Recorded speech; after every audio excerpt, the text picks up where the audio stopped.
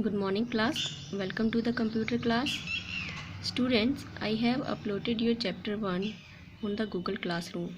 Now I will explain you this chapter. I have divided this chapter in two parts and this is your first part video of the chapter 1. So let's start. Kids, your chapter 1 is Introduction to Computers, and in this chapter you will learn about hardware, software and types of software, that are system software and application software. So kids, see, I have the same text that you have. So in this chapter first we learn about computer. So what is computer? Kids, as you know, computer is an electronic machine. Computer that takes user and process it and produce some useful information. So computer perform various function. It takes the input from the user. Second, it process and store that input. And third, it display the result on the screen, that is called output. So kids, now how does a computer work? Computer follows input, process, output method.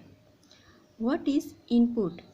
Input are the data or instruction that you enter into the computer. Simply anything that you enter into the computer is called input. Next, process. When you enter the input, the computer save that input and process it, and this is called processing, and the device that do this processing is known as CPU. So CPU does all the processing. Output. After processing the data, CPU display the result on your screen, or you can get it print on your paper. This is called output. So kids, computer is divided into two parts, that are hardware and software. So what are hardware?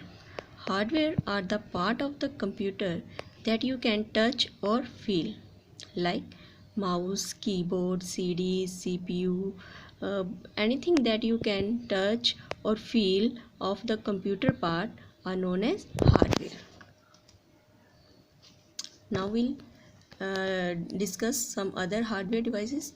Computer hardware is divided into four parts, that are input devices, processing devices, storage devices and output devices.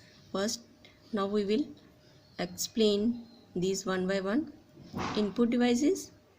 Kids, the devices that help you enter the data into the computer are known as input devices. Some examples are keyboard, mouse, that are the common input devices. Next, processing devices or processing unit. Processing unit are the devices that helps the computer to control all the functions or program. And some processing devices are CPU, motherboard, RAM, microprocessors. These are called processing devices.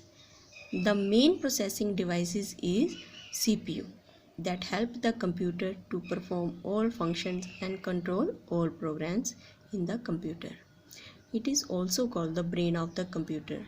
Just like as our brain in the body control all parts, similarly CPU is the brain of the computer that control all function in the computer. Next is storage devices.